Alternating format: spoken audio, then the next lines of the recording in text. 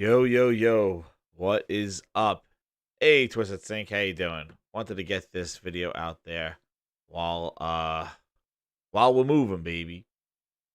What did he say? IGN Ryan McAfee, he says it was about PS not having smart buy, which is a lie. Yo, what's up, J Cat? Yo, the noob of games. What's up? Oh yeah, we're ready for next gen, Darkside. We are ready. We are ready. That's right, baby. Finally, the speculation. The Sony's doing what Xbox is doing. It ends. All this speculation. The PS5 is coming. Eddie T, welcome. Yo, hit me with the horns, Jemiah. You got it, baby. We might be seeing some of that. Did you see the dude from Silent Hill? Oh, snap. He liked that tweet saying that they're going to reveal it next week. Hit me with the horns. Yo, impatient. Dudes. Yo. Crazy. So, it's not only that it was confirmed, but June 4th, you're invited to the future of PlayStation. But it's also what was said that really greased my gears. And kind of, it's coming to a head as to the stuff that I've been venting about. If you've been following me for a while, it comes to a head and it's kind of going to be the real deal next week. Like when we start seeing this in the next couple of months, it's coming to a head. All the things. The Floyd, what's up? All the things that I vented about and talked about and worried about and was told, don't worry about it. It's happening. It's all coming to a head right now because now the silence has been broken. Today, Sony confirmed PlayStation 5 reveal on June 4th. Let's go.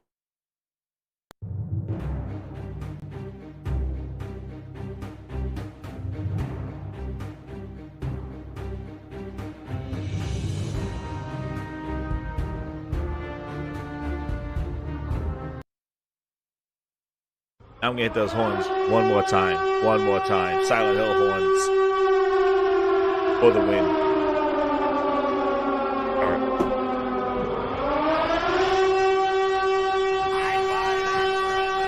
Oh, whoa, who's slipping in that I buy that for $1? What's going on? The horns have been rung. The slumber has ended. In the last 3 weeks, the slumber has ended. But for Sony to just dominate the conversation. I recall when Microsoft had that Xbox 2020 announcement, everybody's like, Sony's quiet. They're afraid of the 12 teraflops.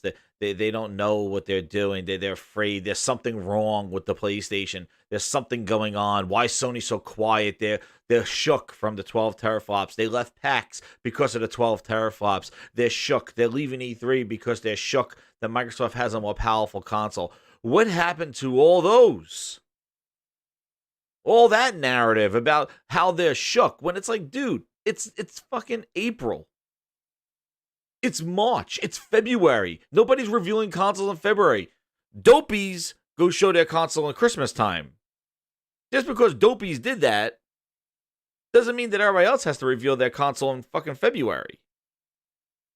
But what happened? They were afraid of the 12 teraflops. Well, holy shit. These last 3 weeks, 2 weeks, they were just holding on. They didn't even show next generation. And they're getting this shit. Sony shook. Yeah, they're shook. No, Microsoft is shook right now. You could tell. Because they're trying to. And you want to know what? It's the same folks trying to. It's the same two dudes. You know, two dudes. It's Phil and Aaron. The only two holding it down anymore for Xbox because they can't counter everything. They have a different vision, and that's what we're going to talk about. So right now we got to go here to the display capture, and we're going to go into the whole thing that started the hell? This one that started it right here. This is the invite, dude. Here it is. June 4th, 1 p.m. Pacific time. That will be 4 p.m. East Coast time. And the thing is that it's not even and that's not even this.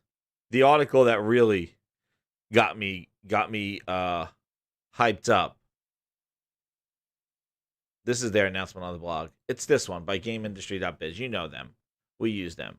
Oh yeah, I know Twisted. I have it. You see it right here. Dopies. PlayStation 5 games to be revealed. PlayStation 5 games. Remember how Xbox 2020, and I don't care, PlayStation announcement, Xbox announcement, we're talking heavyweight fight right now. Okay? Whatever Sony does is going to be compared to Microsoft, and whatever Microsoft does is going to be compared to Sony.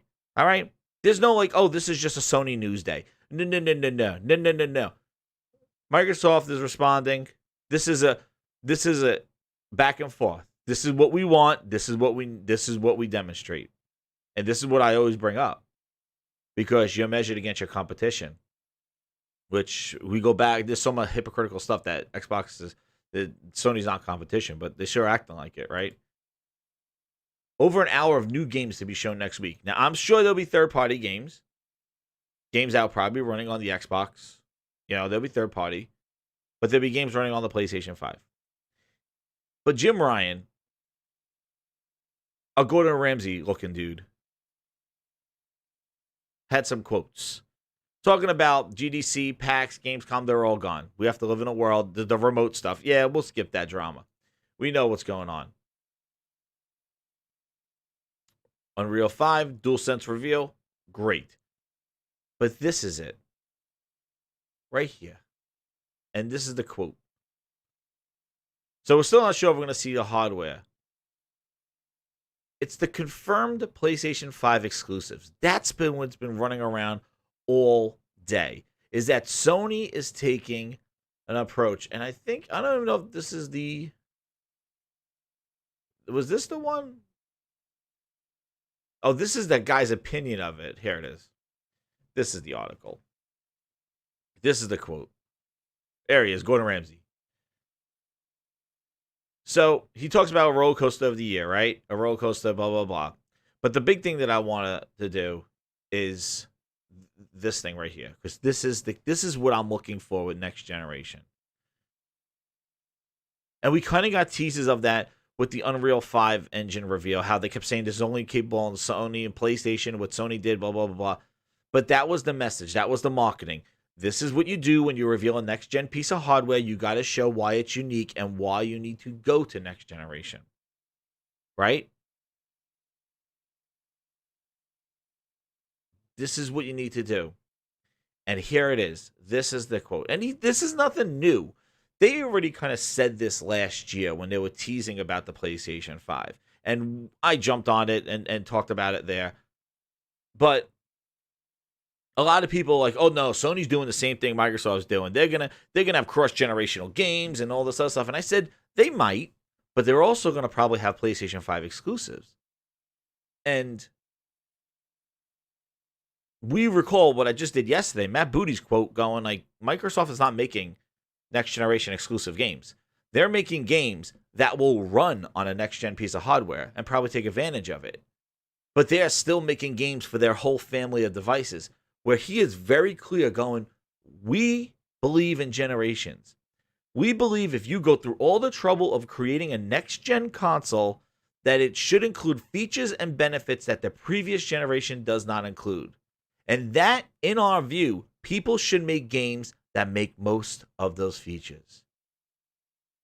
Why are we arguing this? Like, why is this a point of contention? Because Phil Ness has been flowing for the last year and a half. Why?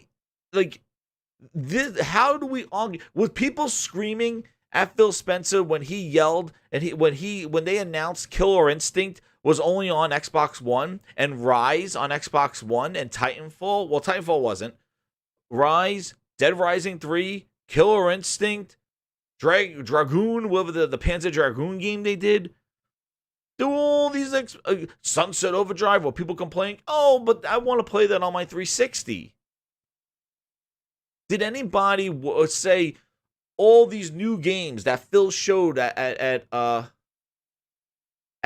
Wait a second. You know what? I like giving visuals. I like doing visuals here.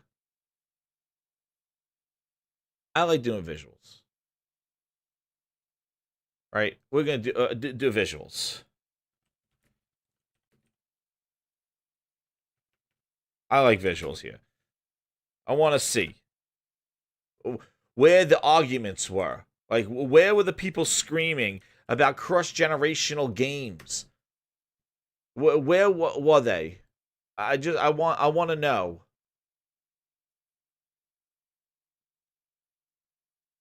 Get out of here, YouTube bullshit. I want to know. Xbox Live community were the right here. Form up on me now. Out of the games that we have in development. Oh, here he is. Let's hear him. Being created for Xbox One.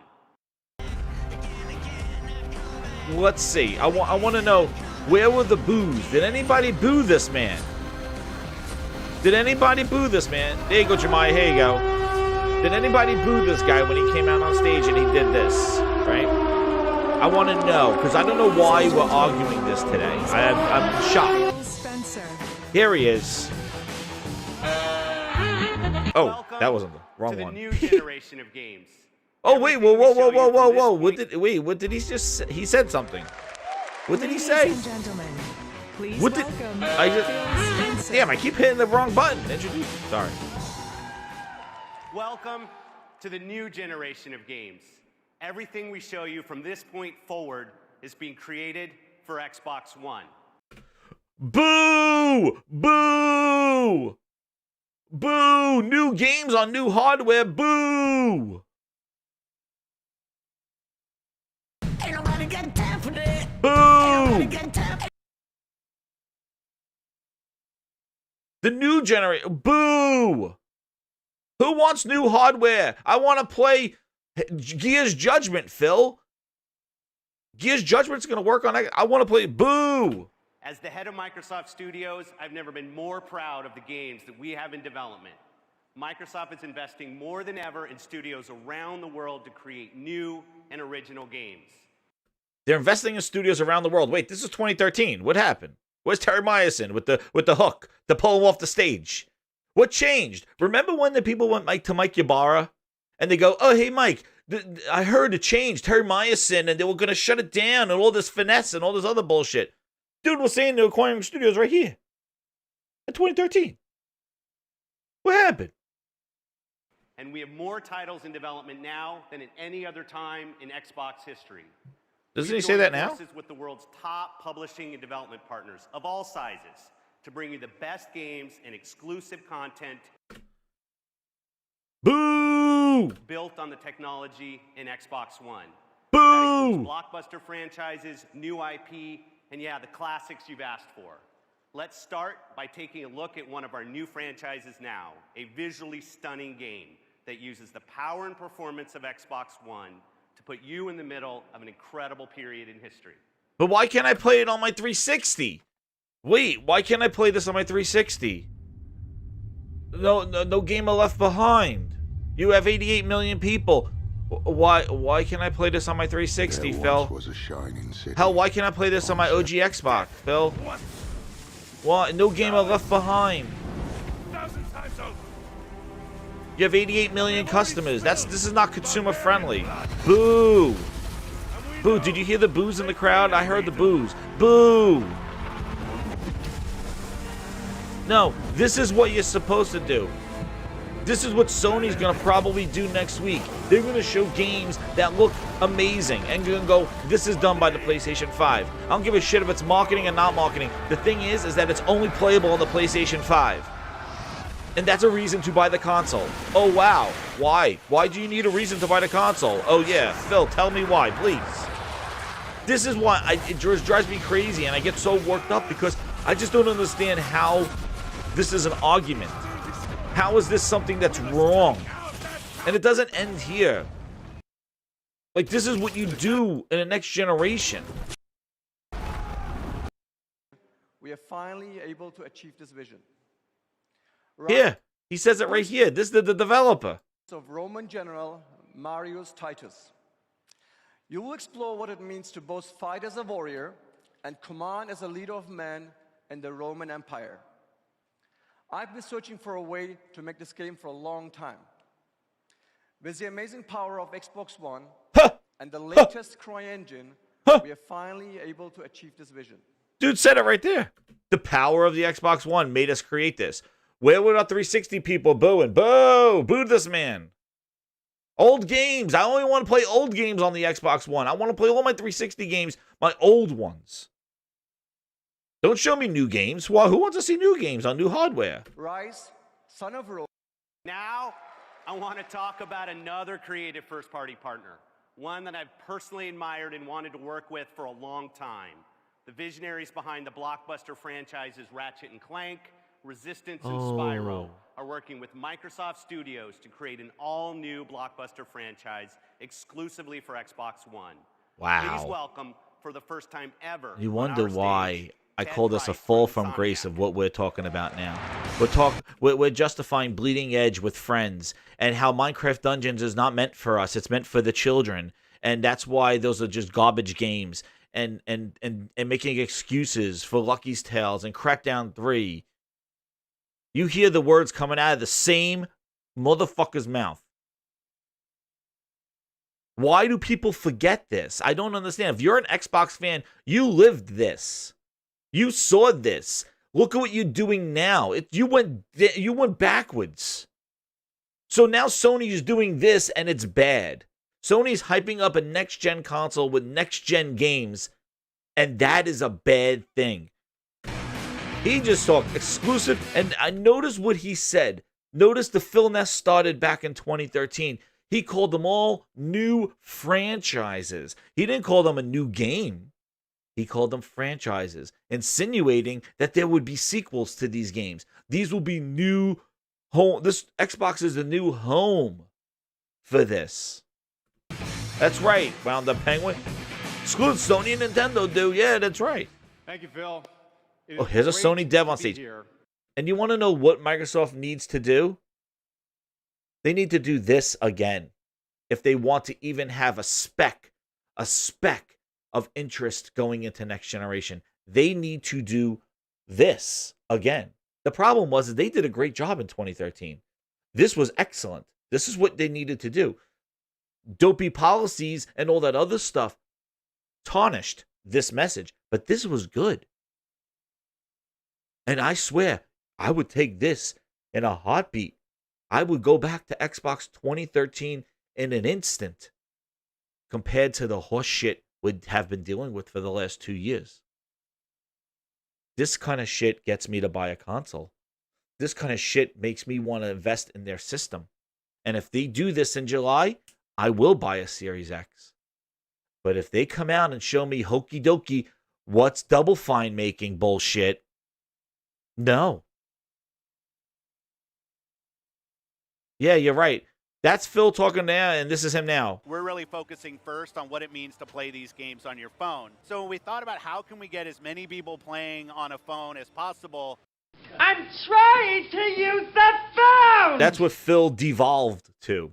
They should get Devolver Studios because the whole goddamn place devolved. But I don't hear boos. I don't hear boos saying that this is anti-consumer.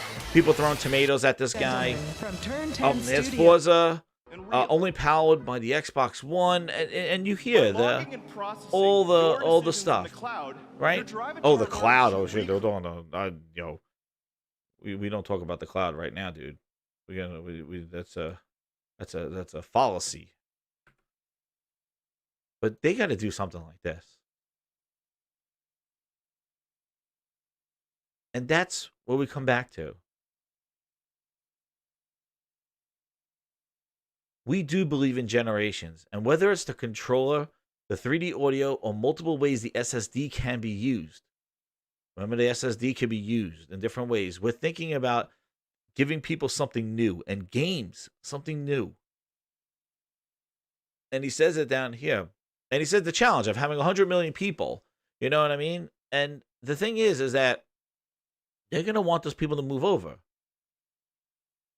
And you do that by great, amazing games. Yeah, I know. That's anti-consumer. That's so anti-consumer. You know? I wonder how many iPhones would sell if Apple was just like, yeah, there's nothing new with this one. No, they market all the new stuff. And this is the thing. And he keeps saying we believe in generations. And Microsoft doesn't.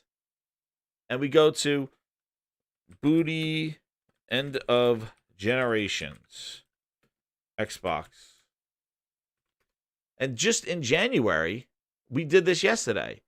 You got one that believes in generations, and you got the other. This is not a fanboy. This is the guy who's running the studios. All right? This is the guy that's running the studios. And his quote is, he put a time on it, 2 years. All. He don't say, hey, guys, Hellblade 2 is an exception. Oh, guys, there's a game that's an exception. No, he goes all of our games, just like PC. I like to say hashtag booty hole. But Booty Nest works. Booty Nest will play up and down the devices. We want to make sure that someone buys an Xbox between now and Series X, that they made a good investment. And I said this yesterday. The whole reason why they have to do this is for Game Pass. Because Game Pass goes with you to next generation. They got to make sure all those games are supported. Otherwise, people will cancel their subscriptions. This is the caveat of Game Pass. This is why you don't go balls deep into Game Pass. Because now you're hindered to focus on old generation hardware with your games. And you want to know what, guys? For anybody that sometimes I just say, let's just sit back and watch it all act out, because it will happen this way. And you want to know what? If I am wrong, well, I'll come say, yeah, I'm wrong. And guess what happens? If I'm wrong, I'm a happy Xbox gamer. So what's the harm in that? If I am saying this is the way, this is why I do not like the direction that they're going, because with the structure and infrastructure of the people that they have right now, we will never get the Xbox of old. They went into a shell, a cocoon, a chrysalis, and they came out a butterfly in the cloud. They're focused on getting their service and their subscriptions out there. You know, I love how people are saying, like, oh, Microsoft's going to do $299. They're aggressive on price. They're gonna throw these consoles out the door just to get people on them. Do you forget that Microsoft wants a world without consoles? They're offering ways that you can play all their games without even buying a console, on PC, on a phone. We're really focusing first on what it means That's to not play me. these games on your phone. So That's we the thought head about of how can Microsoft. we get as many people playing on a phone As possible. Really. That's what he wanted. That was after his E3. Because everybody goes to E3 to play games on a friggin' phone, right? And Booty says this, of course, we will want to show off its new hardware. Our approach is to pick one or two IP, and we're going to focus and make sure that they're at launch of the console, taking advantage of all the features. Halo is one of them. What do you think the other one is? It starts with an F. Yeah. You like racing cars? You're going to like 4K at 120 frames? Obviously, it's going to be Forza. Forza and Halo are your launch games that take advantage of all the finesse of the Xbox One X and the Series X, and is going to demonstrate probably 4K 120 hertz. I'm guaranteeing that's probably what it is. Halo and Forza. And then they will tease a Fable game, Everwild coming from Rare. So we already know what Rare's working on. So really, the only people that really could drop some hits are Playground, Obsidian, I guess, with their other RPG game, and The Initiative. Those are the three ones that are capable of possibly giving you a game that's bigger than Bleeding Edge. Even Hellblade 2 is not going to be an Uncharted-esque game. Booty said it himself. If Ninja Theory just keeps making Hellblade, they like the model of Hellblade. A $30 9 to 10 hour game that looks amazing, that's focused, perfect for Game Pass. You heard the quote here tons of times. So with all this generation talk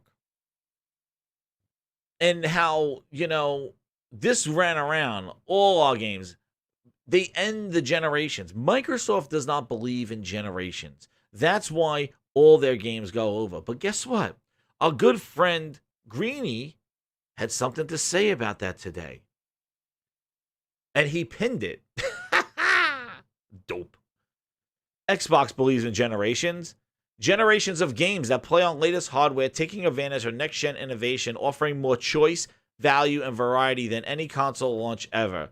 All our studio titles launch into Game Pass and get you those next-gen upgrades for free. So, this is complete, utter bullshit. What does he think? We're in second grade, and just because you use the word generations in a sentence makes you believe in generations? Because that doesn't make any sense. Xbox believes in generations. Okay, tell us how. Generations of games. You mean generations of old-ass games. So you're saying play your old Xbox OG game on the Xbox Series X hardware. That's your belief in generations. That's not what Sony is saying. That's not what Sony's message is about generations. Sony's saying we make new hardware and have new games for it. You're just saying we believe in generation. You mean you believe in past generations running on new hardware, just like a PC. You're not making anything new for the new hardware. You're doing exactly what we did with the X. You're telling me to buy a more expensive console so my old games run better, and you're going to ensure that by putting on your tramp stamp. Why did they come up with the tramp stamp? Optimized for Series X, because you want to know what, guys? They're selling you shit in a box, and they're putting the guarantee on it. As good friend Tommy Boy say, I could go take a shit in a box and slap the word guarantee on it because I know I'm giving you a guaranteed piece of shit. So what Microsoft is doing is taking all current gen, whatever gen games, and they're slapping optimized for Series X on it to make you feel gooey and comfortable inside. It's exactly what the guarantee on a box is. That's what they're doing. They're taking that optimized for Series X. We still don't know what's smart delivery. What is it? What can it be? What can it be? Oh, it's if they take advantage of if they use the SSD. Well, your system has an SSD. So if it just runs on your system, it's optimized? Yeah. Like, what is direct delivery and all that other hokey dokey stuff that you're talking about?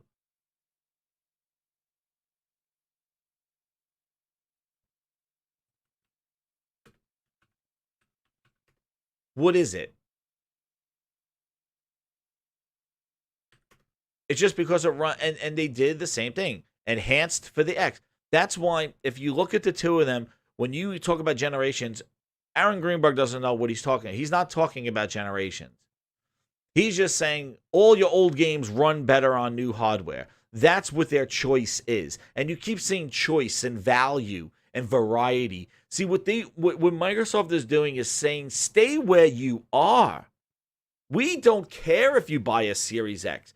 And when they say that, why do you think they're going to take such a loss on it and undercut Sony and all? Why will they do that when they don't care? Halo Infinite will be playable on everything under the sun. You will play that on PC, on the OG big VCR Xbox, the S, the SAD, the X, the Series X, and on phones streaming. Halo Infinite will be on every device. Okay? So why would they release a device for $200 or $300 and undercut all their consoles? They got 7 consoles out there already. Microsoft's been hiding behind hardware announcements. Now they got so much. And they're just going to take all the current gen games, all their games for the next 2 years, and put an optimized on Series X on it. And that will make you know that this thing is taking advantage of the hardware. And we'll wait for Digital Foundry to tell us that. Meanwhile, Sony is saying, we are making games only capable on our PlayStation 5. Now, yes, I am sure if somebody really wanted to, they can make those games run on the PlayStation 4 and maybe a PlayStation 3. Just like they got Hellblade to run on a Switch. I am sure. But the thing is that it's focused development on hardware. And you heard it here all the time. I've said this so many times. It's focused development on the hardware. And it's the mentality that you're making for one hardware system. And don't take my word for it. Let's take a former Microsoft executive's word for it. Mike Ybarra saying, they asked him, what do you think about Sony saying about believing in generations and only fans can enjoy something on the PlayStation 5? Ybarra goes, I like it. I like having something that is an absolute latest tech and shows off my investment in the best possible way. It also reduces dev time when devs can focus on absolute optimization on one hardware system. But at the same time, it comes at a cost for small install base. And that's always the problem with launching a next-gen system, is that you're going to have a lower install base. But you're taking that hit up front because you're selling the console and getting people on board. So the hit is not in the console price. The hit is on the cost of the sales of the game because you're giving it to a smaller install base. That's why it's really hard for a third party to just say, I'm going to make a game for next gen. They're taking a risk. Because there's 100 million people sitting out there that could potentially play the game. That's why you see a lot of third party do cross-generation games. This also shows a confidence in Sony to say, we will sell you a PlayStation 5.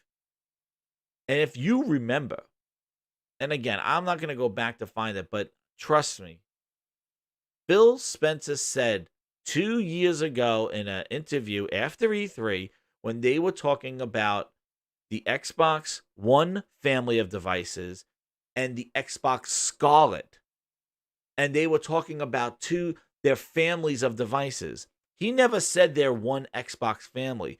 And I remember Brad Sams describing it, and he actually did a whole spreadsheet on it. If you go back and look at Brad Sams, where a lot of Xbox people get their news from, he runs Polterot, which they're involved in Windows.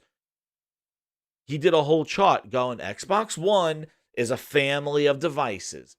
Xbox Scarlet is another family of devices.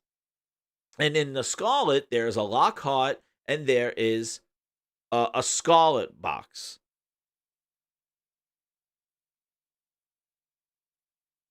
You see that tweet on the bottom. Hey, what's up, Raven Flo? Hey, Mike, will developing a game in a week still hinder a game? He didn't respond to that one. But he goes like this. I like it. And on top of that, here's another little factor. So now the debate comes is that where do we go from here? This is what I've been saying. Exactly what Ybarra said. Focus development on your hardware. As a console, I'm a console. I grew up with consoles. Celebration, baby. That's right. Finally. Hit me with the horns. Maybe we hear those Silent Hill horns next week. That's a Jemai out there. And now, wah, wah, wah. I'd buy that for $1. I've been saying this. Focused hardware development. And I said this last night on Salty's podcast. Shout out to Salty. Microsoft turned their first party into a third party. Basically. Yo, what's up, Game Night? They turned their first party into third party. Their developers now have to deal with working on PC configurations, both the Steam and Windows 10 store. They also got to work on the different configurations of Xbox consoles. Hence, why do you think there tends to be a lot of glitches? The games come in hot, content coming later, unfinished, missed potential, rushed out, 68, 70, too many glitches. Why do you think all that happens? I think because these devs are smaller devs, and I do think that they're stretched too thin. I think Microsoft is taking their developers and they're stretching them too thin because they want them to try to put their game on everything. And I think that's why we have quality issues. That's why, and Game Pass gives them that safety net where they'll sell this game at a $30 price tag, but really it's coming in hot. So put it in Game Pass and we'll fix it later. They just announced DLC for the Minecraft Dungeons. The game could be finished in 6 hours. I finished the levels in 25 minutes. Now, if I want to go replay it myself, then I guess if you want to go complete and replay it to get more loot, then you could play 30 hours. But technically, there are 10 biomes that could be finished in about 25 minutes each. You're done in like 6 hours. And they got the balls to talk about DLC. And they got a DLC, and it's not free. Oh, there's some free and there's some paid, but they also have a Hero Edition where they got characters there. But they got the safety net of Game Pass where they could put these games in hot. They could put these games in missing content. I know it just came out. Windows Central got the... Guys, you know...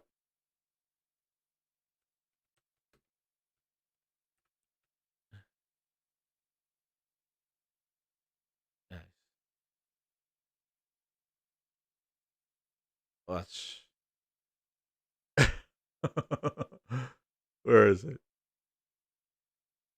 This game was a 9 out of 10. How does it have 10 things we want to see improved? It's a 9 out of 10. I don't understand why we have an approval. This article should not exist. Yeah. Ravenflow. Yeah. Twisted Sync, there. Comes out in July. The Jungle Awakens. There you go. Woo! Game just came out on Tuesday. Game Pass is going to give it to you. Oh, yeah, I've seen Twitter. Twitter's been ablaze. Game Pass is going to give it to you.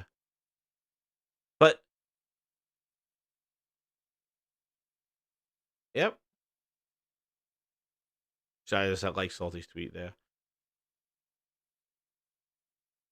The thing is this has been building up to this moment. Game Pass, the issues that I had with Game Pass and saying that it's going to hamper Xbox development because they're going into a subscription. And we're going to see that. Yeah, July 2020 for the kids. Yeah, it's July. This July. Yeah.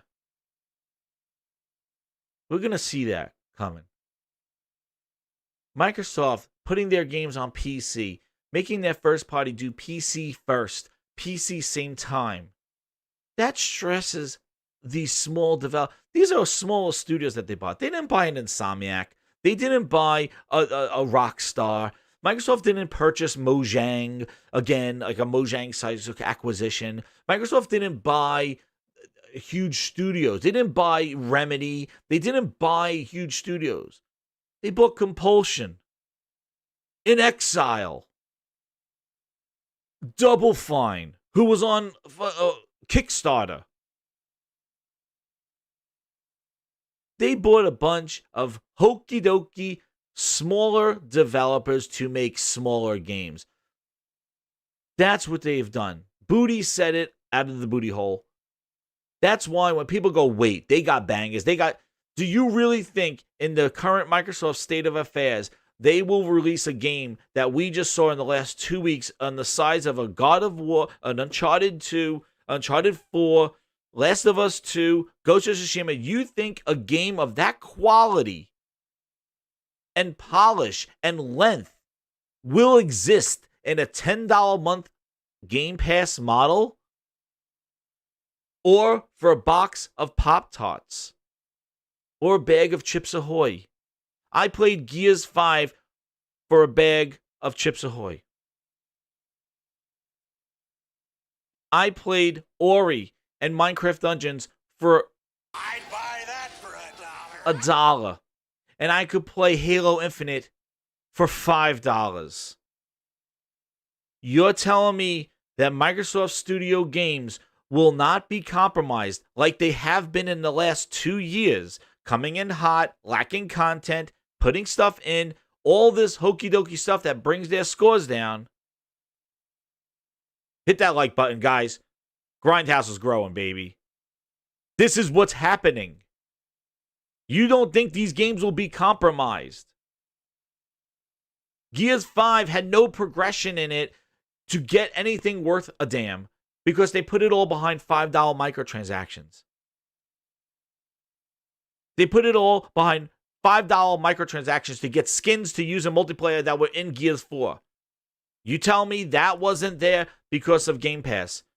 They added goddamn Jackpot for the people, for the kids, for the casuals. Hey, son, take control of Jackpot.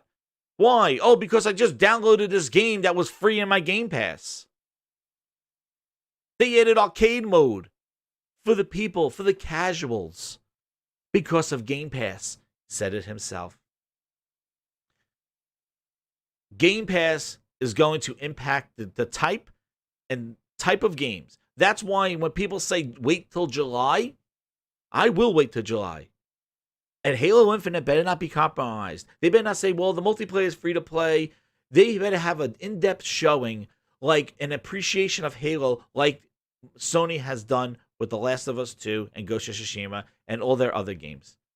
Don't show me some little pan of Master Chief and go, Halo Infinite coming Xbox 2020. You know, yeah. For those people hyping up July, right? You might have left some off the list there. Yeah. Yeah, and Aaron, also, Listen to what's coming in July.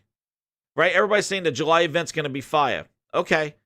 starting in July, including some from our newer studios like Double Fine, Ninja Theory, and Obsidian. Woo! Whoa. Including Double Fine, Ninja Theory, and Obsidian. Ninja Theory is making Hellblade 2, so I expect to see Hellblade 2 in July. I expect to see... Oh, Matt. What is the other game you said? Well, I forgot. Obsidian's new game. That's going to be a surprise because we don't know that one. And Double Fine's new game. You might have left some off the list there. Yeah, and Aaron, also 343 and Halo. That's right. It's time to get hyped. Halo's coming. Halo Infinite. Jesus, I can't watch this cringe. And if they do a production like this, Jesus. And they show some good games, but they got some goofy shit, good luck. So this is what's happening in July. Double Fine, Obsidian's new game, Ninja Theory, and Halo. All right?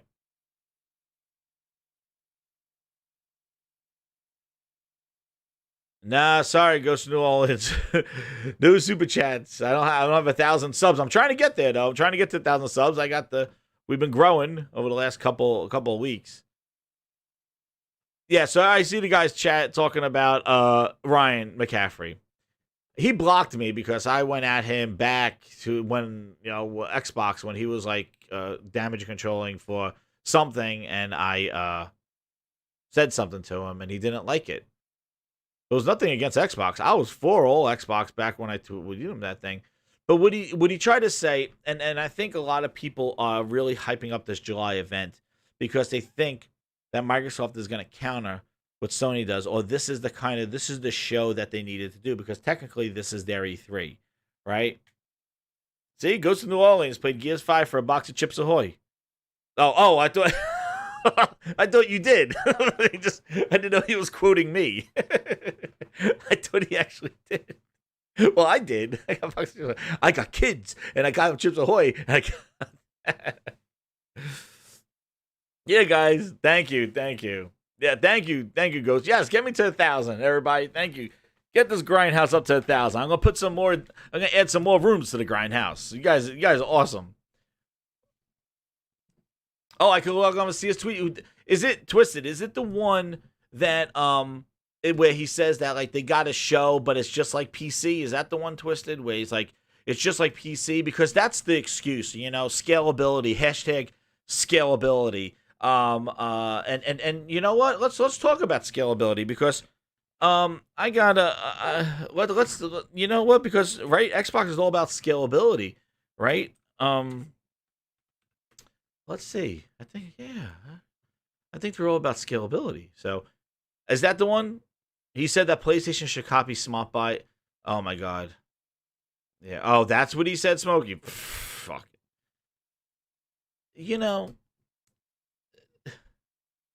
Smart Buy bullshit. The thing is, first off, Sony, yeah, like Sony, have Smart Buy. The thing is that Jim Ryan is talking about the PlayStation 5, and I am assuming he's talking about his first-party studios. And then I saw the thing where July, all the games on PlayStation 4 have to work on this. Exactly, your info. Cross-buy is smart delivery. Like, but it's not. Holy shit. You know what? Listen. I can't keep diverting for all this bullshit because the thing is guys, I'm going to tell you this right now. You heard it here in the Grindhouse, right? Let me see. First, Arnold is going to say it. Ready? All the stuff that you're talking about, cross-buy, smart delivery, Ryan McCaffrey's horse shit. Let me hear. I'm going to tell you right now. Well, maybe I get a better one. Do I have a better Arnold one? Let me see. First, I'm going to have Arnold say it, and then I'm going to say it. Ready? Take it back! Come on, don't bullshit me. Let me tell you right now. All of that stuff is all bullshit. It smells of Xbox One X launch with uncompromised, true 4K. Guys, it means fucking nothing. You heard it here first. It means nothing. Because you want to know what? Who in the flying fuck wants to play Bleeding Edge on the Series X? Who wants to play Sea of Thieves on the Series X? State of Decay 2, Crackdown 3. Nobody's playing that shit now. Why the fuck do you even care if it's a fucking cross-buy? And it has the fucking optimized tramp on it. They just tweeted out yesterday that Sea of Thieves has a goddamn optimized for Series X. We did this before. I showed you the video yesterday. This is all horse shit.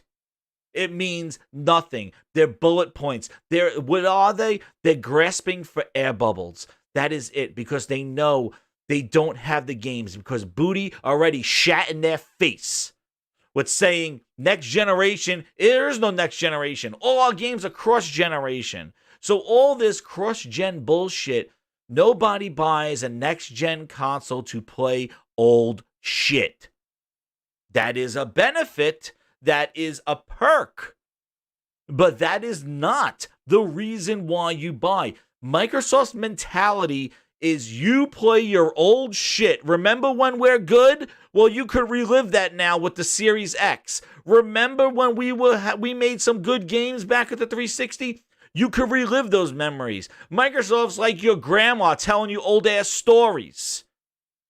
Meanwhile, PlayStation, just psycho uncle that's taking you skydiving. Who's going to give you a better rush? Grandma stories or your uncle? Tell me. Microsoft's living on nostalgia.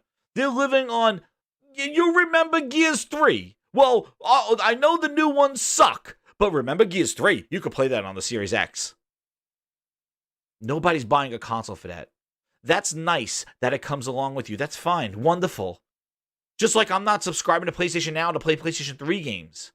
I want the new shit. Give me the new shit.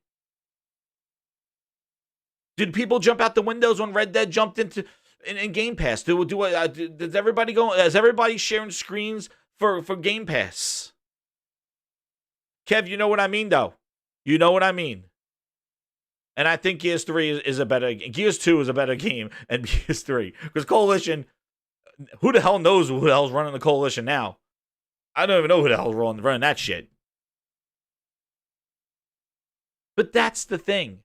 They're basically what they're doing is they're finessing you to say all your old shit is playable on the stuff. And they fooled me once. Because I'm going to tell you, when Phil Spencer announced backwards compatibility at E3, I threw my fucking dog in the air. Now I got a little dog, a 10-pound dog, but he was on my lap, and I threw him physically in the fucking air and caught the dog because I was so excited when Phil Ness did backwards compatibility for the Xbox One. I was like, holy shit, all my 360 games. That was great. And you want to know why I threw my fucking dog in the air and caught him? I did not throw him. I didn't do no fucking Twitch style abuse animals. Fuck that. I give him a little love toss. It was a love toss. And I was like, yahoo! Because he was the closest thing there. He loves it. He's sleeping over here. Know why I got excited about backwards compatibility? Because I thought backwards compatibility was a stairway into getting new games. Hey guys, Conker's Bad Fur Day. It's backwards compatible right now. Ooh, I wonder why. It's because we're making Conker's Bad Fur Day 2. He's in a coma. No, he's not. and this was back in 2014. When I was sitting there watching E3 and he announced that backwards compatibility. But I thought, hey, here's MechAssault backwards compatible. Oh shit, why? Because you're working on MechAssault 3? And now. Okay, well, Crimson Skies. We went OG Xbox. Crimson Skies is backwards compatible. And you want to know what's wonderful about Crimson Skies? The online, all the Xbox OG games don't have functional online. So, yes, let's play Crimson Skies for the campaign, said nobody. And they weren't changed to widescreen. They're 4:3, a lot of the games. Yep, I played them to see they work, Smokey. I clicked on them. I saw they worked. I played for maybe about 15 minutes, and I go, this shit's old. And I put it away. That's what I did with backwards compatibility. But I thought they were going to do that because they were making new games. Crimson Skies is backwards. Why would you go in the effort of making Crimson Skies backwards compatible if you're not going to give me Crimson Skies 2? So when I kind of realized that backwards compatibility was really, that's all it was, just play your old shit.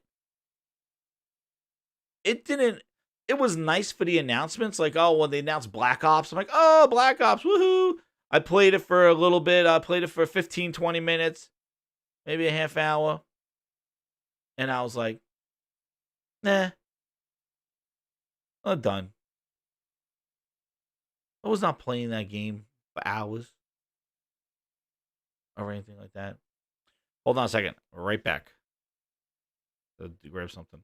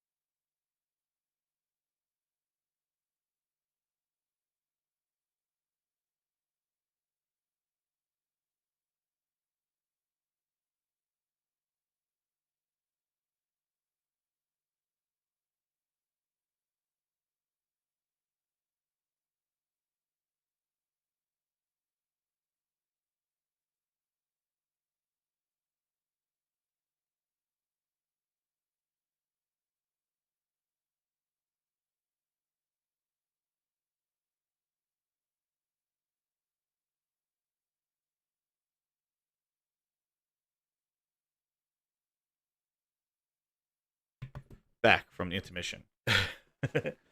But yeah, so backwards compatibility, like I said, it's neat. It's nice. It's a nice little feature to have. But Microsoft, again, and this is where I had the criticism of that, they went all in. And they had to. I understand they had to for the model. And now the PlayStation 5 is going to introduce new stuff. They will probably have backwards compatibility, probably with the PlayStation 4.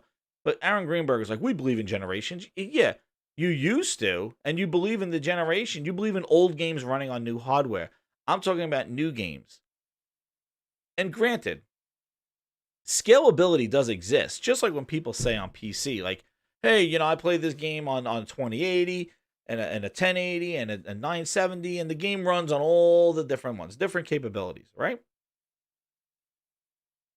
But the thing is that when you have focused development, you get games that look like God of War, that look like Last of Us 2, that look like Ghost. Like, I think if those games were just being made for PC only, like, they're compromises. And PC guys will not tell you, like, they don't want to hear it.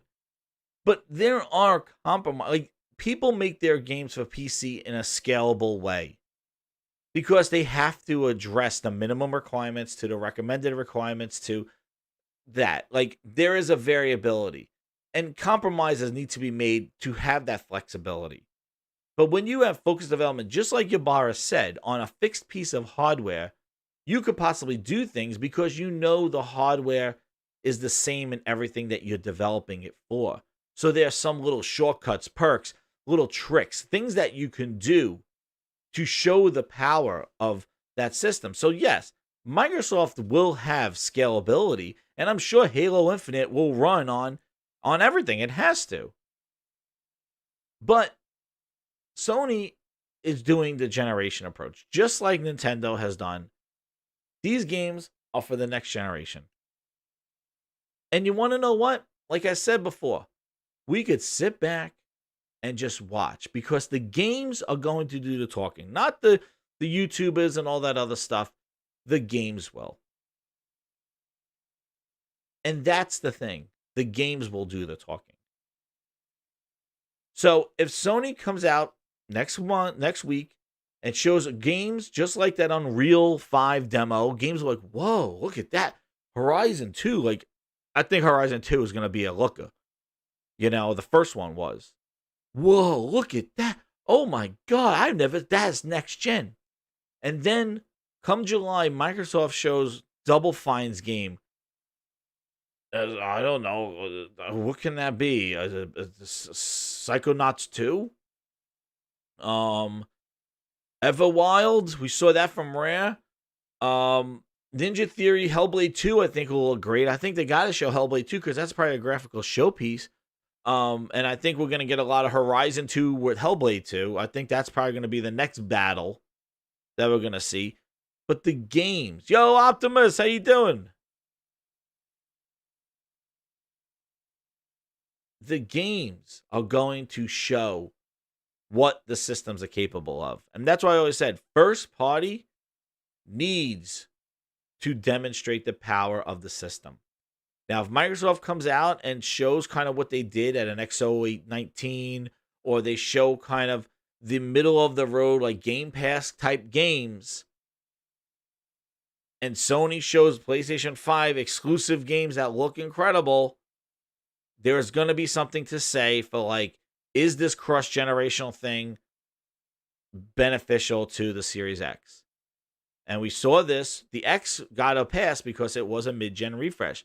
This is technically a next-gen system. And initially, it was talked about as a next-gen system. Then all of a sudden, this January, Matt Booty decided to say all the Xboxes. Do they think that they need to do that? But do you think that that doesn't get you to get a Series X? And the people are like, oh, the Series X is going to sell out. And I'm sure it will sell out. I'm sure it will sell. The point is that the console that sells the most will get the developer mind share and most likely get more exclusive games, more perks, more things like that, like we've seen this generation and like we see with the 360 in the previous generation. That's why sales matter of a console, because that's where developers will focus their time, and it gives the company leverage to get exclusive games, deals, benefits, things like that, because they are the lead platform. We saw it at the 360, and we saw it this generation with the PlayStation 4. That's why console sales do matter. Maybe not to Microsoft, but as the gamer and you investing in a console, you want to be sure that you get the perks, right? Well, if one's not giving you perks and the other one is, which one are you going to go with? And we've seen that. The perks of just Call of Duty map packs, Call of Duty timed exclusives. Microsoft did it. Sony did it. And that, guess what? Sony shows the PlayStation 4. What I said, you don't demonstrate your system with third-party games, right? Oh, shit. Ghost, oh my God, they're going to show Brutal Legend 2 with Jack Black. Maybe. That would be interesting. Yeah, that would be interesting because Brutal Legend was such a hit. Like, that's what I mean. The thing is that I'm kind of concerned with, the studios that they purchased, I think will make capable games. But I don't know if the games, like if you're talking a big game, the most powerful console, the most premium experience, you can't be showing me Game Pass game. Like, you can't show me like mediocre games that people were saying garbage. Like, I was like, Minecraft, it's okay. It's a little like garbage games. Get those out of the way. How much of that stuff are we going to dismiss as garbage? Like, everything that has come out from them has not been really hits. Like, we had Ori, we had Gears, but everything else has been a fallout. Like, it's been bad. Like, Bleeding Edge basically got bleeding out. And then you look at the offerings that, the thing is, if you look at what Sony's offering now at the end of the PlayStation 4, you got to say, like, shit, man, they probably got something like that lined up for the PlayStation 5. And yeah, they've been, like, Microsoft's been focusing on this cartoon, and you want to know what? Why does Nintendo do cartoony games? I know that's their thing, but you know what? I think maybe those cartoony games are probably scalable. I remember when they said, why does Sea of Thieves look that way? And it's because they could get Sea of Thieves to run on a 540p. And, we've been seeing, like, even with Grounded, I think it was Sea of Thieves 540p or something like that.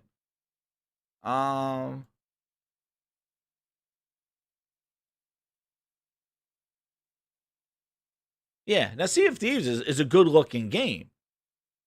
And the thing is that we're not going to know if it's been compromised because we're not in the developers' heads. We don't know what shortcuts they made. And if they're good devs, they'll make it look like, hey, you can't see those shortcuts. But the difference is you're going to see is that if Sony quality of games still remains and stays that high into the PlayStation 5, and there's this disparity between Microsoft kind of giving you these incomplete games that are service-based, that need content, that don't hit at launch because they are either in a service, waiting for DLC, waiting for fixes, waiting for patches, waiting for content coming, which seems like the MO of a lot of their games that come into the service. And Sony's giving you these polished, amazing experiences day one. You're going to see the dichotomy between the two of them. You're going to be like, wow, I want to spend $60 on... Nobody's questioning, hey, you know what? I'll just wait for Last of Us 2 in Game Pass. I'm not really interested, but I'll just wait to give me a box of Chips Ahoy. I'll play it later when it comes out in Game Pass. Nobody's saying that. People like, here's my $6. Shit, where the hell's the $100 special edition? I want that. But then people look at Bleeding Edge, you're like, it's in Game Pass, just shut up. You know what I mean? Nobody's playing it. And what about their games everywhere? Everybody's like, oh, put your games on PC, put them on Xbox, on the Switch, on the phones, put them all over. More people to play the games. I know the games have done okay on Steam, but they've been... Then when they do bad on Steam, people are like, oh, that's because everybody got them in Game Pass. I'm like, choose your poison. But I didn't see Gears 5 be bigger than ever because Gears 5 was on 1 billion PCs. Gears 5 actually had a larger fallout than I think the longevity of Gears 2 and 3 on a smaller install base. Gears 5 was everywhere. Crackdown 3 was everywhere. And I bet you Crackdown 3 did worse than Crackdown 1. Well, Crackdown 1 had the Halo beta in it, so probably why. Crackdown 3, it was on 1 billion devices. Oh, can I find matches? I can't find a match because no one's playing on the 3 maps. And I'm going to do the play, then I'm going to jump to Ghost of New Orleans. Love New Orleans, by the way. So here we go. Sea of Thieves, PC target specs revealed from 540p to 4K. Look at that scalability. So games can be scalable. And it says all the way to 540p. Sea of Thieves 540p support. But this is the scalability that we're talking about. And that's the reason why the game looks that way. And here, he goes into this thing here. Which the water looks good.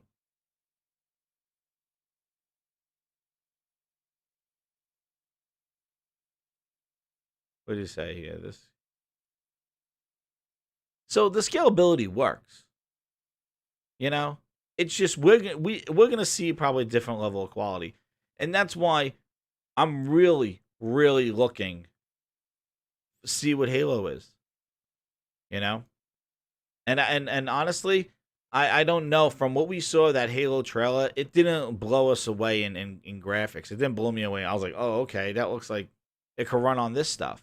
And that's the difference. If Sony shows you games that look incredible, just like how that Unreal demo captured people's eyes, like, whoa, that looks like something new. When you have that, that's what sparks the interest of getting next generation. And if you remember, the conversation after the Xbox 2020 was, oh, don't be impressed with next generation. Why do I need to own a next generation console? And then the Unreal Engine showed you, oh, there's some things. Like, they did the job that Microsoft failed to do with the Xbox 2020. And again, it comes down to messaging, and messaging is important more than ever. And, I hear people saying July event. You know what? The July event, we will see. And that's going to be a big one. That is going to be a big one. But the thing is that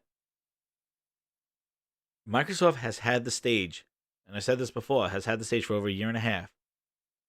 Sony has just been in there, just throwing little jabs here and there. But Microsoft had a whole E3 to themselves, an XO19 event when Sony did not even have a PlayStation event at all. Microsoft had all of XO19. Microsoft had all of Gamescom last year. They had everything. Microsoft had the whole stage to themselves. They will all talk at the Game Awards showing the next console. Sony wouldn't even show any new games. They didn't even show Last of Us or anything like that. Microsoft had stage presence and opportunities for over a year. Big opportunities, not just a month where Sony didn't talk. I'm talking about a huge E3, a huge XO19 in London, Gamescom, the biggest event where they're hurting bad in Europe. They had so many opportunities to start showing what the capabilities of next gen was, because remember, Microsoft talked about Microsoft talked about the next generation of consoles 2 years before that. E3, yeah, we're working on new next generation hardware. He said it 2 years ago when he announced the studios. So this wasn't a secret. We just didn't know the name of it. But the other thing is that because their games are cross-generation, Microsoft has the flexibility to show games from the future. Now, the problem is they probably don't exist, because I guess it takes 3 to 5 years for them to make big games, which I guess you're going to be waiting some more. 2023. Who's going to sit around and say, what are you going to do? Stare at your Series X and play multiplats for the next 2 years while Microsoft is going to release a banger maybe in 2023?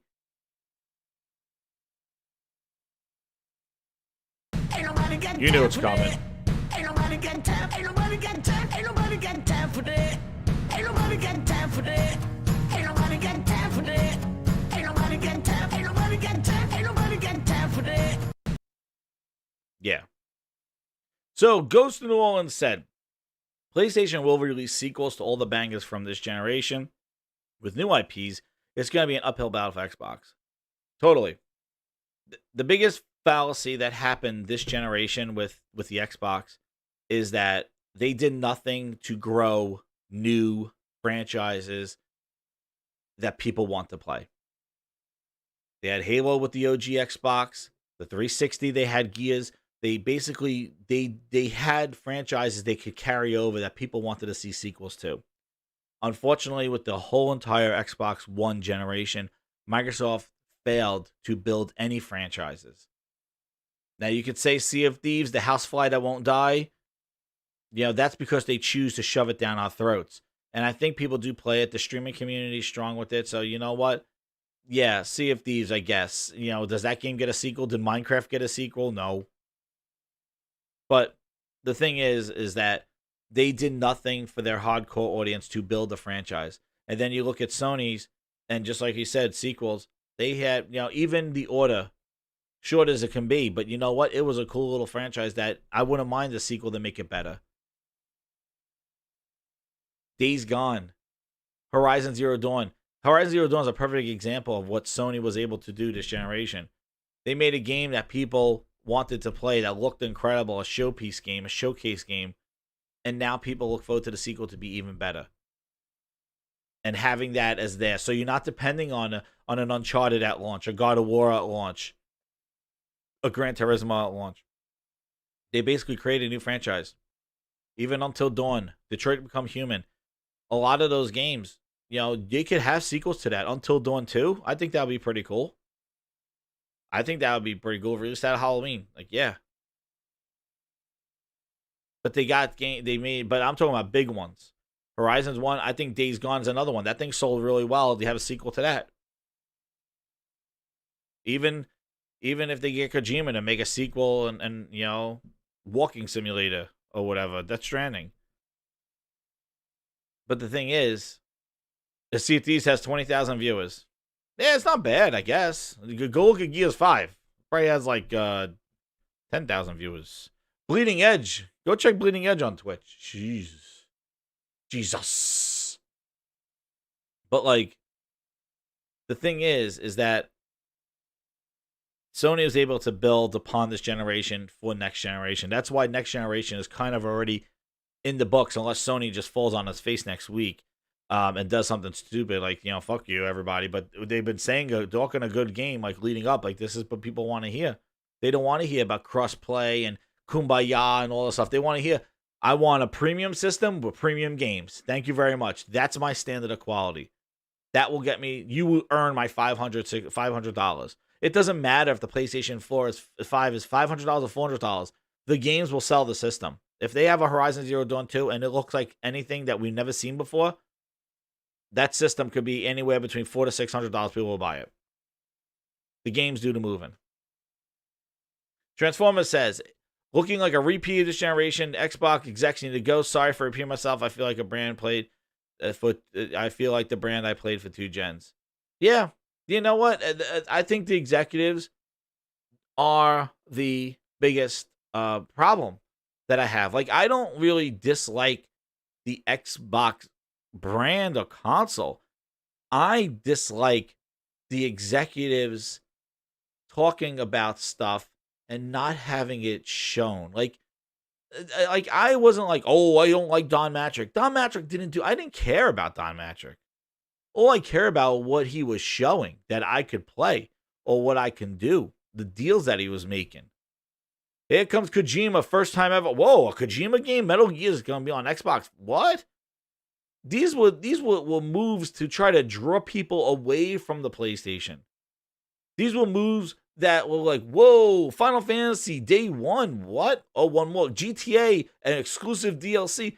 These were the moves that Microsoft made that made you go, whoa, they are going back. And they are trying to take stuff away from them. Okay, good. Now Sony will go back. And nobody wants to see the Kumbaya stuff.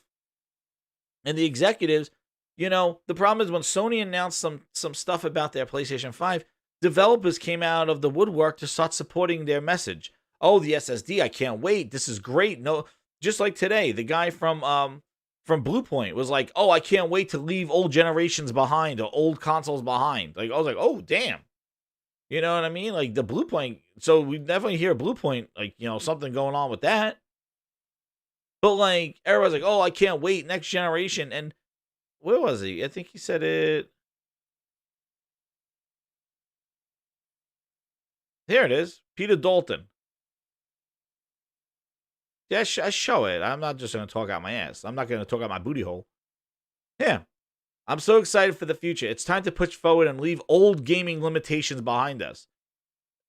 Is that a Mike? Is that a Yoshida? Is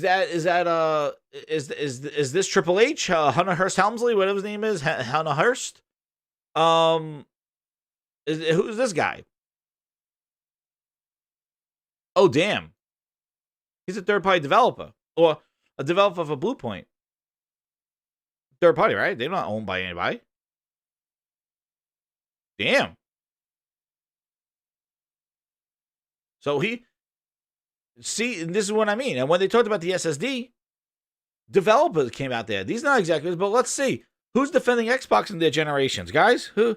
Let's see. What developers said, no, I love scalability. Let's see. What developer said, I love scalability? Who came out to talk about backwards compatibility? Ah. Oh, how cute. Oh, I wonder who this developer is. Oh, Jesus. Like, and I'm trying to find that Scorn developer, which I think is in my profile here. Which, by the way, follow me on Twitter if you haven't. But, where is it? There's Triple H. Where is he? Yeah, see, and Sharia says first and third party, both at the PlayStation 5 event. And then where is, I'm going to go back. But, hey, Turbo Man. Xbox trying to sell you Booster this holiday. Booster. That, put it down. Now, there was one, the developer for Scorn basically says the reason why is I think, here. Scorn is Series X exclusive. Something like that. Yeah. So we talk about cross-generation scalability, right? Like you were saying, like, you know, a repeat. Yeah. The guy right here. According to Ebb Software. You know them, right? Ebb Software. There's going to be an Xbox Series X exclusive and maintain parity of PC, inspired by Nightmarish Works, blah, blah, blah. The next generation console, he said, that was from a tweet, though.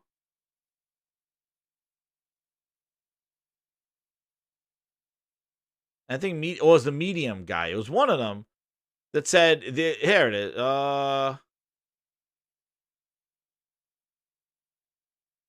Let me see. One of them said, like, oh, these are exclusives because they have to be, because we don't want to be held back.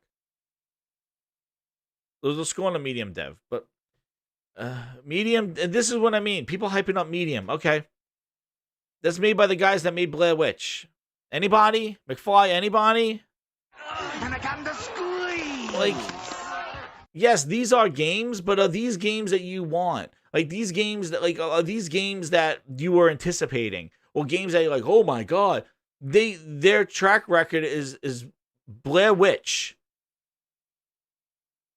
And Ghost of New Orleans goes God of War 2, Horizon 2, Spider-Man 2, Days Gone 2, Last of Us 3, Ghost of Tsushima 2, Silent Hill, Ratchet & Clank, Demon Souls Remake, Siphon Filter. Yeah. No, Medium by Boogie Studios. Or Smilegate. Remember those guys? Guys, Smilegate. Remember them with the free-to-play Korean shooter game. What? Phil, who are you talking about? It's like my basement dev studio. That's what you get for your premium console. Scorn developer. Yeah, we got them. We got, oh, yo, we remember that guy? Everybody's hyping about that other shooting game. It's made by one guy in the basement. Excuse me? Is that the best that we can get right now, Phil? One person developers? Like, are we getting kids in basements right now? Like, you know? You asking the mom permission if you can publish their game?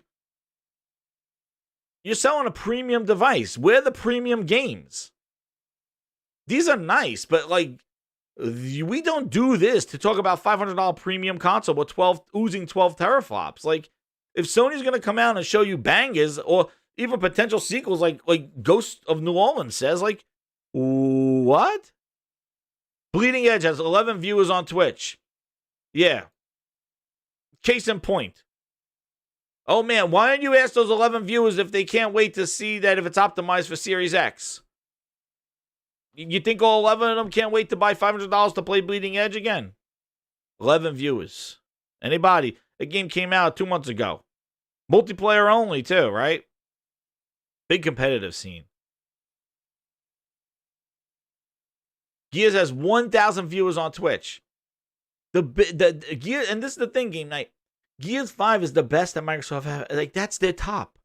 That's their creme de la creme. That's their secret recipe. And it's at 1,000 viewers on Twitch. What is watch this. I bet you this one might be higher. We'll see. I'm just speculating here.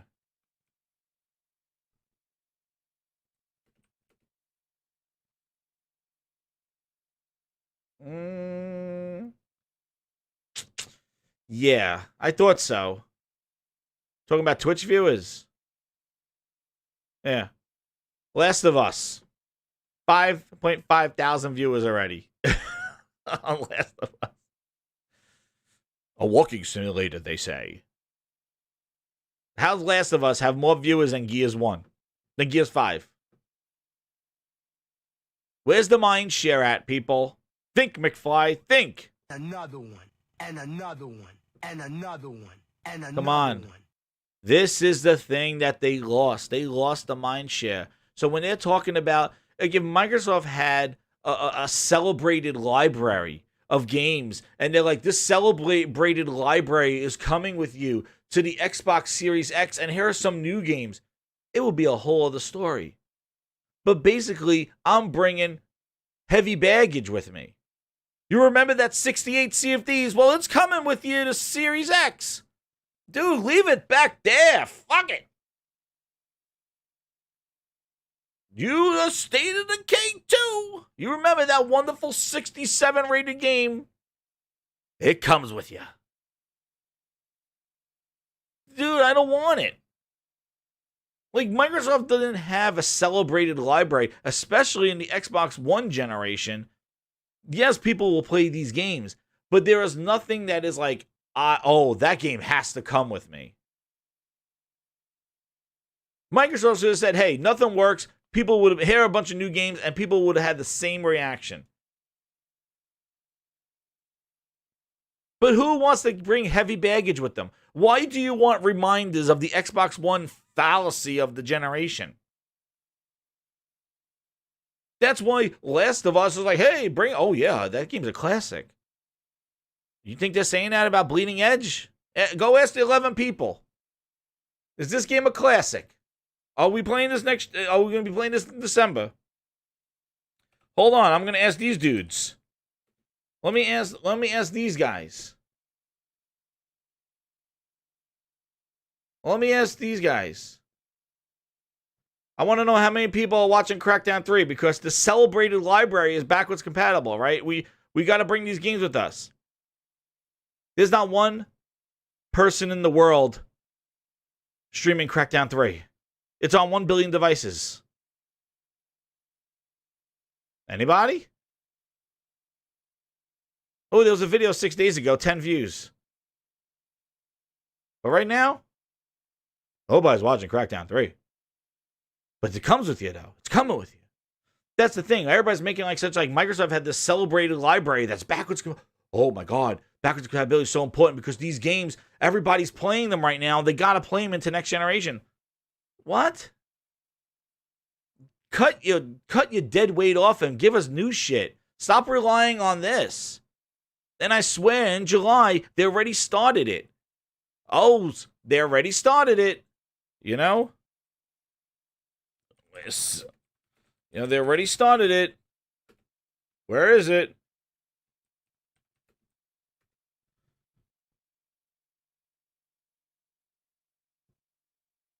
They already started it. You know your old shit. This better not be in July announcements. The fuckers still have to say details later. Are they going to do the same thing they did with the X? Hey, Master Chief Collection, you remember that? Well, it's getting X enhancements. I played it already. Where's Master Chief Collection 2? Like, where are the new games? Oh, they're coming. Okay, here they come. Here they come, guys. Bleeding Edge. It's a passion project. That's their B team. All right, guys, here they come. Rare's making a brand new game. Here it is. Here it is. What is this? Zelda? What is this? It's a bunch of animals running around. Is this Viva Pinata? Oh, heaven forbid they bring that back, right? Everwild. Okay. Did it trend? Like, were people losing their mind over the reveal of Everwild? Oh, but Obsidian has a new game. Here they come. You wait. Here they come. Grounded. Honey, I Shrunk the Kid. The hell is this? Oh, that's the B team. That a passion project. Phil was taking a shit and he saw it. It was laying on the code was laying next to the toilet bowl, and then it's a passion project. I was like, so not only we're waiting for games, but the games that we waited for and we saw are that. But I can't have doubt because these are B teams. And when they say Hellblade 2, that was a video. All right? You know, and then this is the other thing. Here, Grinders, you know you get it here first, okay? Guys, it's Google searches. Not dopey sons of bitches on Twitter, okay? It's Google searches, right? Here, go to their good friend, Digital Foundry, Hellblade 2, right? Don't take my word for it.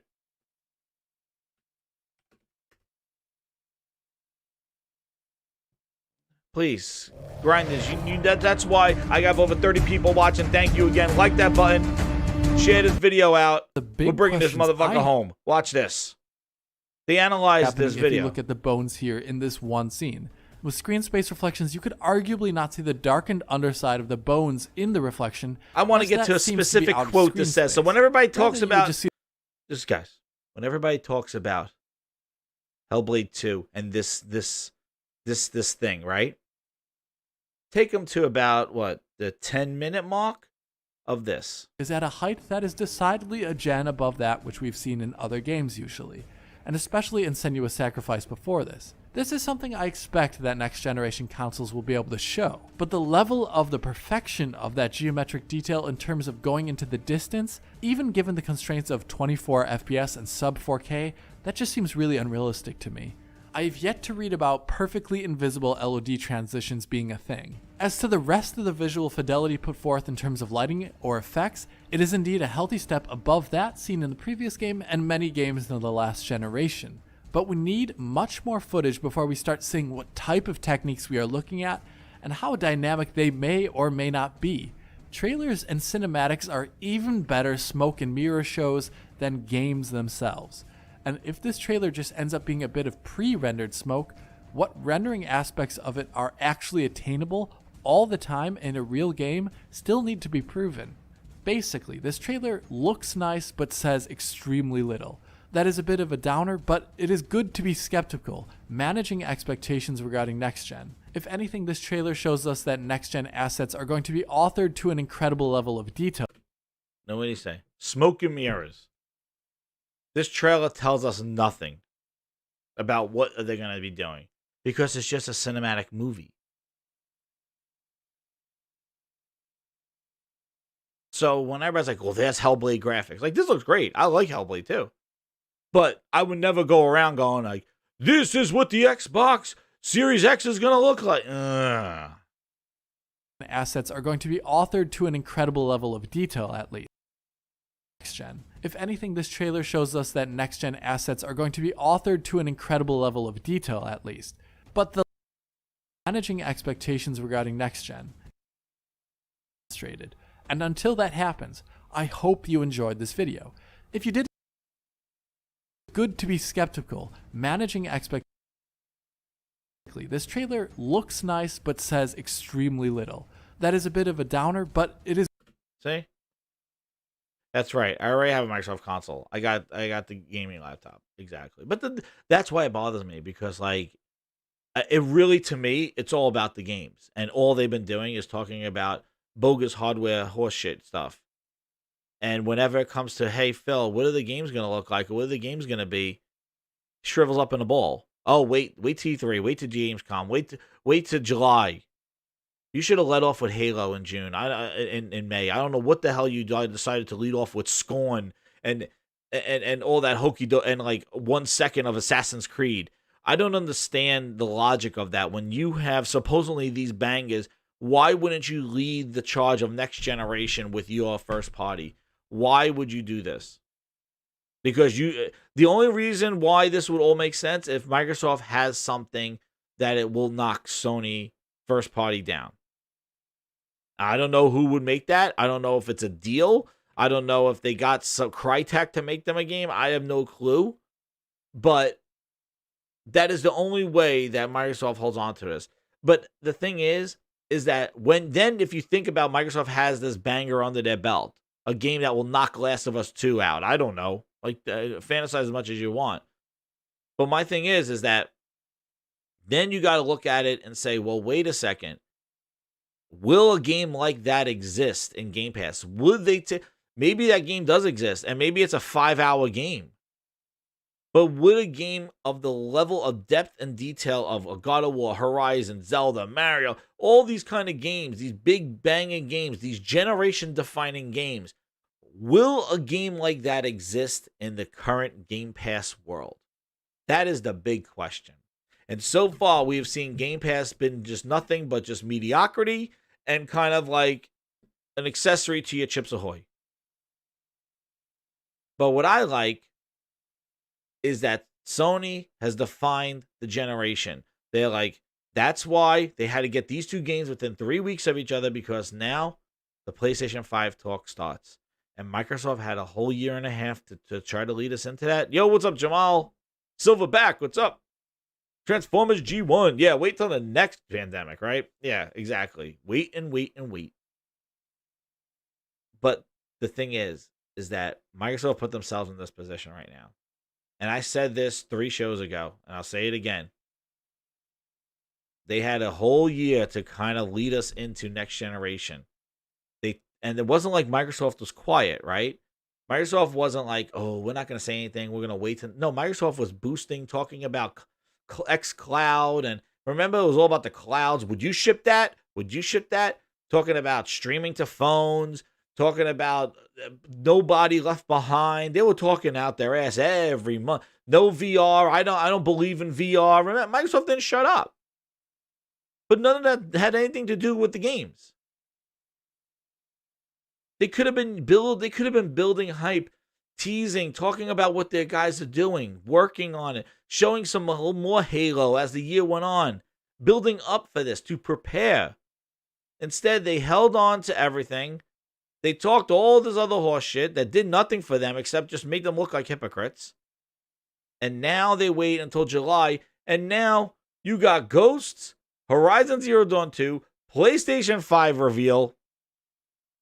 And you think that after June 4th event, Sony's just going to go back into hibernation? Once the cat's out of the bag, it's on. And they will have counters for everything. That I wouldn't be surprised if they drop another next PlayStation 5 trailer after that friggin' July event saying, hey, exactly, would you ship that? That Microsoft didn't shut up at all. And that was my biggest problem I had. I was like, they keep talking, but they're talking about stupid stuff. Oh, but their studios are working on the games. They're working on the games. Dude, come on. You could be showing stuff. Like you could be showing stuff. You could be teasing. At least Halo. If the other guys are working on stuff. But if you're not showing stuff, and that's another reason, then that stuff is not ready to go. And if it's not ready to go, then what the hell are we looking at? 2023? Who's waiting for that? Who's waiting for that? And that's an issue. And you know what? Sony's gonna do what it does next week, and I'll be here and we'll talk about it. And I hope they show us next gen games because I'm sick of it. I am just sick of hearing about Sony's doing what Microsoft is doing. Oh, they're gonna put all their games on PC. Hokey dokey. Oh, they're gonna make everything cross-platform. They won't leave 100 million people goodbye. Hokey dokey. They're doing exactly what Microsoft's doing. Phil told us. Okay, okie dokie. Well, today was a slap in the face. They're not doing it. And what did I say right after that Xbox 20-20? Xbox 2020 was a friggin' disaster. It was a train wreck for Microsoft. It had the industry going. There's no reason to get a Series X. There's no reason to get hyped for next generation. And Microsoft, Aaron Greenberg himself had to come and apologize about the expectations. After they were downplaying it, moving into it, they still failed to impress anybody. That weekend was a disaster. It was a train wreck. And I said, this will be just like 2013. You stumble with your next gen message, and now you play catch up. And what happened? Sony slipped right in, said gameplay. Here's an Uncharted 5. Here's an Unreal 5 demo of gameplay of what next gen looks like. Then, and all for you, the PlayStation 4 guys, here's Ghost of Tsushima that looks better than anything you've seen this generation. And here's a little game called Last of Us 2. Full gameplay. Gameplay. This is what you're going to be doing. They capitalized on the failed attempt by Microsoft to talk about gameplay. And now the third strike is coming. And that is June 4th. They're going to show the PlayStation 5 games. I see people going, maybe they won't show the console. I don't give a shit if they don't show the console until I open it up out of the box. But if they show me the games that I'm going to be playing on that console and they look like next-gen games, that's all that matters. I don't give a shit if the console looks like a goddamn star or of a triangle. I don't care. If those are the games, they look like that, and they're going to play on that, I don't care. They might not show the hard. Who cares? Why? Did Microsoft showing you a fucking trash bin of an Xbox One, a Series X box? Did that get you all gooey inside? No, who gives a shit? That thing looks horrible on its side. Like a tipped over trash can. See, it's all that, and that's the thing that grinds my gears. It's about everything else but the games, because they know that the games don't exist. And all the games that Microsoft has been releasing for the last 2 years, nobody likes them. That's not what you wanted.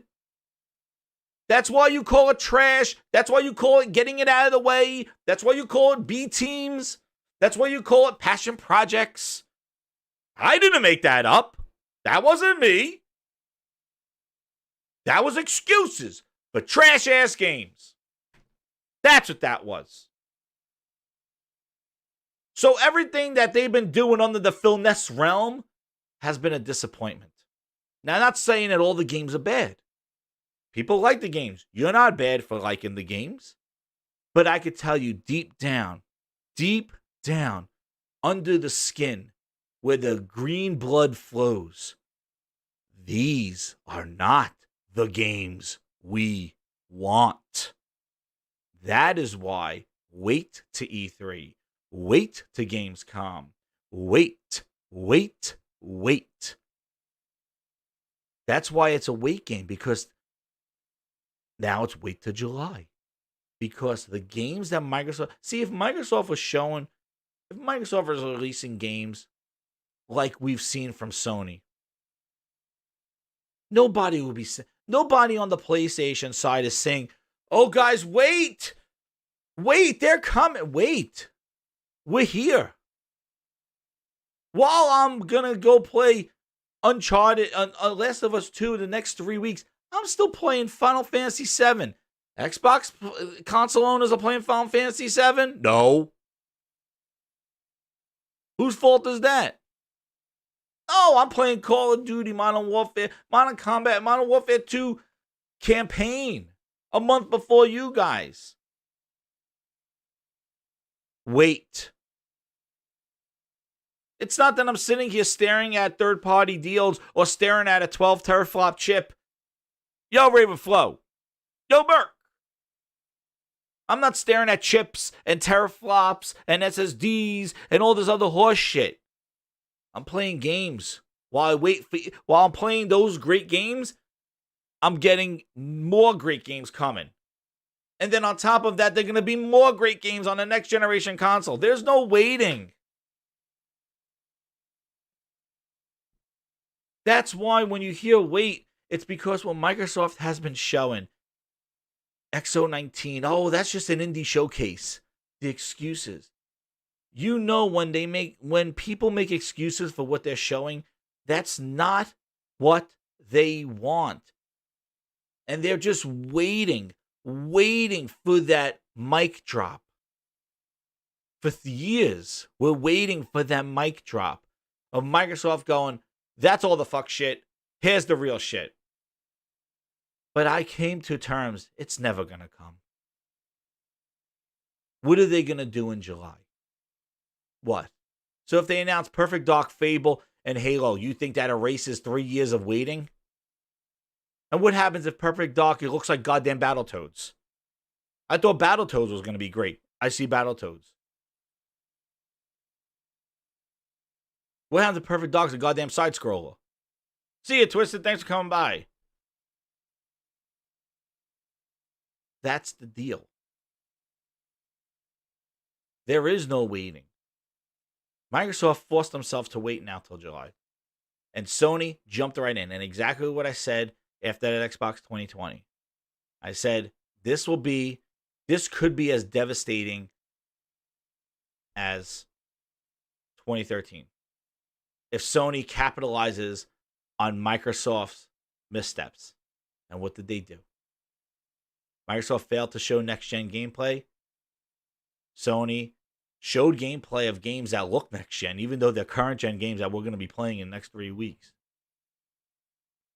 And now they're going to show games. And then there was that evil article that Sony wants to show their games running on a PlayStation 5. They want demos of it. They don't want videos. Let's see what happens. But Sony's going to emphasize gameplay because they knew that that's what Microsoft failed to do. And Sony is emphasizing this is next gen, while Microsoft's saying, hey, play your old games. Play your old games doesn't make people upgrade. Because when you realize that's all they got is the old games, people are like, well, what are the new games? Oh, they run on the new hardware. Because that's exactly what Aaron Greenberg's saying. We believe in all generations just running on the newest hardware. So basically, he's just taking all of Xbox since 2001 and just putting it all under one umbrella and just saying, all that's going to run better on new hardware. So you just keep buying new hardware, buying new phones, and our games will just run on Game Pass and just look better.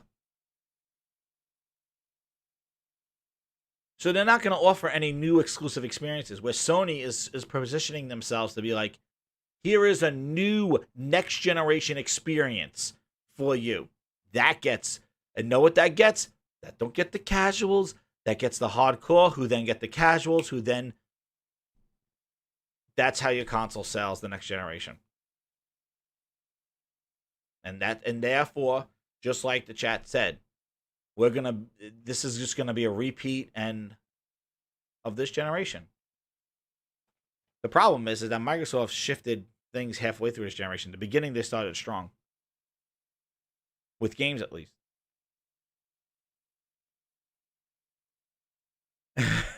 Yo, actually, Socrates, the Google, YouTube, fixed that. They, took away all those dislikes and posted it without the dislikes, which was pretty cool. I didn't do anything about it. But it is what it is. Ryan, that's right. But, and that's the thing. I'm not going to get people that don't like Xbox or bad or anything like that. No. It's just the ones that are not saying, Phil, this is not what we want. All this stuff that you're talking about, hyping up teraflops. No. Let the games do the talking. Just show great games. And if there's hokey dokey stuff, just show games. You know? That's it. Like even Last of Us 2 got shown, right? And when Last of Us 2 got shown, people who love Xbox are like, yo, that looks like a good game. You know, you can't deny it.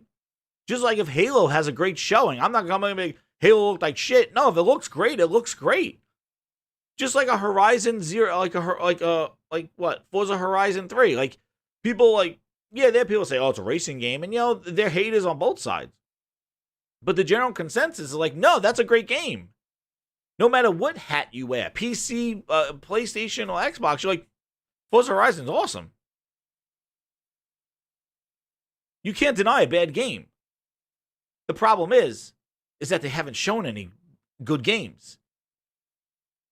So it's easy to just rag on them and make, where's this quality? So if they show good games and stop the talking, then we'll see.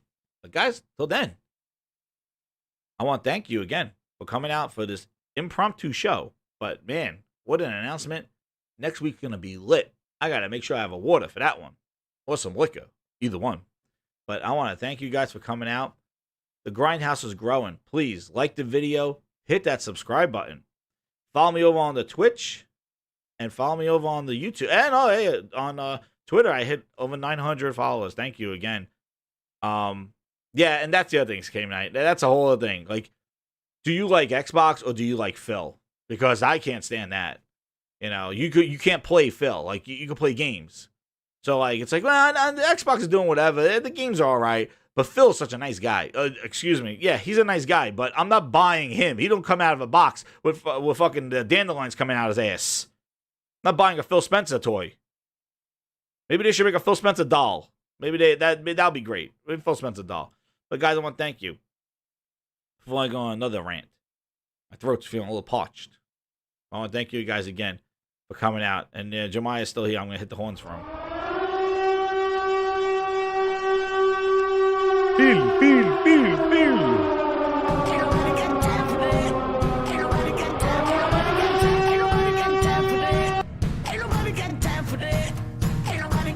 Oh yeah.